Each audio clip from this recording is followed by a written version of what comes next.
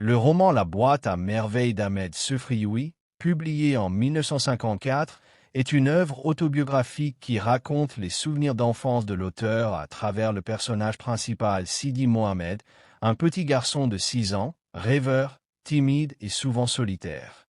L'histoire se déroule dans la Médina de Fès, au sein d'une famille modeste vivant dans une maison traditionnelle appelée Dar Chouafa. Tout au long du récit, le narrateur décrit avec beaucoup de détails la vie quotidienne, les journées passées à l'école coranique, MSID, les bains morts, les fêtes religieuses, les cérémonies familiales, mais aussi les épreuves difficiles que traversent les parents. L'épisode le plus marquant est la perte du capital de son père, Maalem Abdeslam, artisan tisserand digne et travailleur, ce qui plonge la famille dans l'angoisse et la pauvreté. La mère, Lala Zoubida, est présentée comme une femme affectueuse, attachée aux traditions et croyances populaires, mais vulnérable face au malheur.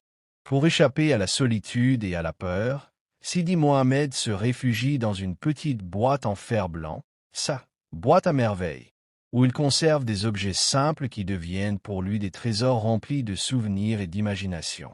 Les personnages secondaires jouent également un rôle important dans la construction du récit et la représentation de la société marocaine traditionnelle. On retrouve Rama et son mari Driss El Aouad, des voisins proches de la famille, mais aussi Lala Aïcha et Lala Kenza, la voyante, qui symbolisent l'influence des croyances populaires et du surnaturel dans la vie quotidienne.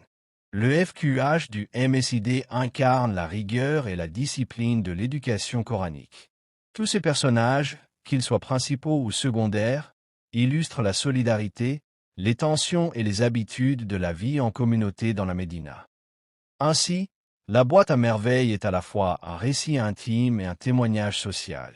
Par le biais de Sidi Mohamed, Ahmed Sefrioui met en lumière la solitude de l'enfant, la tendresse familiale, la fragilité économique, mais aussi la force de l'imaginaire comme refuge face aux épreuves. Le roman dresse une fresque riche de la culture marocaine traditionnelle et offre au lecteur une plongée à la fois réaliste et poétique dans l'univers de l'enfance. C'est pourquoi cette œuvre est incontournable pour les élèves de un bac, car elle permet à la fois de comprendre un contexte historique et culturel et d'analyser des thèmes universels comme la famille, la société, la croyance et l'imaginaire.